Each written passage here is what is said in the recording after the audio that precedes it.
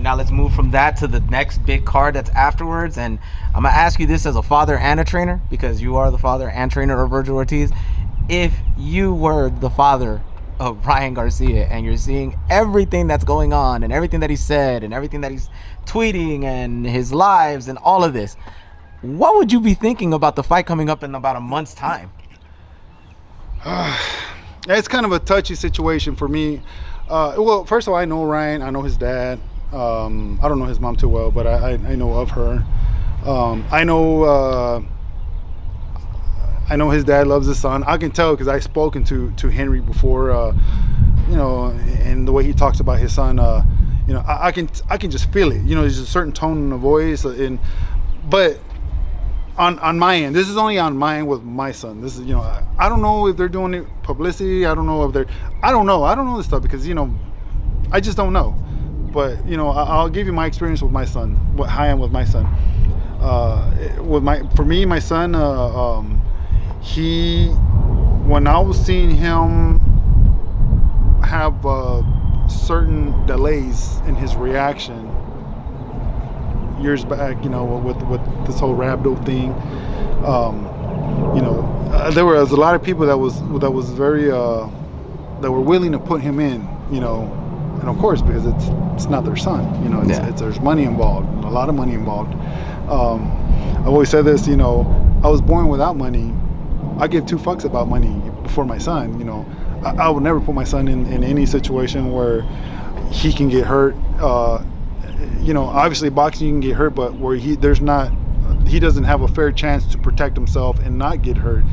You know, I just could never. I don't think I could live with myself doing that. So for my son, I wouldn't be able to let my son do that, and I would actually draw a line and tell him, you're not doing that, or I'll never be training you again. And I know my son values me enough to the point where he would never pick going against me like that, because he knows that I always do what's best for him, you know, and I will always do it. And like I said, you know, if that means me moving somewhere else, you know, it's never for my ego, my opinion, or it has to be my way. It will never be that. It's always be what's best for my son, you know, no matter if, you know, if it's him, if me picking him over my brothers, or my son comes first, no matter.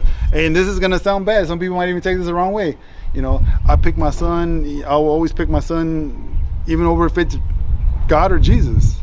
I love my son that to the point that if I have to go to hell for him, that's what I'm gonna do. I'm not gonna do that, you know. My son comes first no matter what. So it's, you know, it's just such a situation. I don't know what's happening in their camp, and you know, hopefully it's not as bad as it looks, or maybe it's I'm hoping it's a stun. I don't know, you know. I really don't know anything what's happening there, just from what I see. And really, I try not to see that stuff, because I don't like to see somebody I know go down, you know, is going down in flames and stuff like that. I don't get a kick out of it, and I don't get any satisfaction out of it.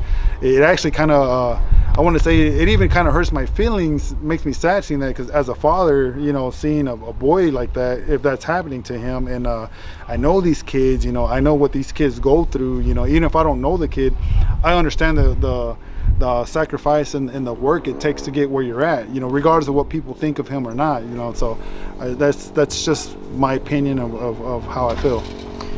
With that said, do you think he makes it to the fight? I don't know. It just depends what's happening. You know, if I believe if they allow it, he makes it. I mean, who would make it for that kind of money? Yeah. You know what I mean? If you know, who knows? If that's his last, if he's trying to do that, then why not make that and then go on, you know, and be set. But if he can make it, he's gonna make it.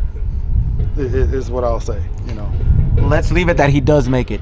It's April 20th. It's Devin Haney versus Ryan Garcia. How do you see that fight going? If he's well, he has a chance. And you know, obviously in boxing, you're always going to give the side to the advantage to the boxer. Haney is a very, very good boxer, very skilled. I've known Haney since he was a kid, also himself.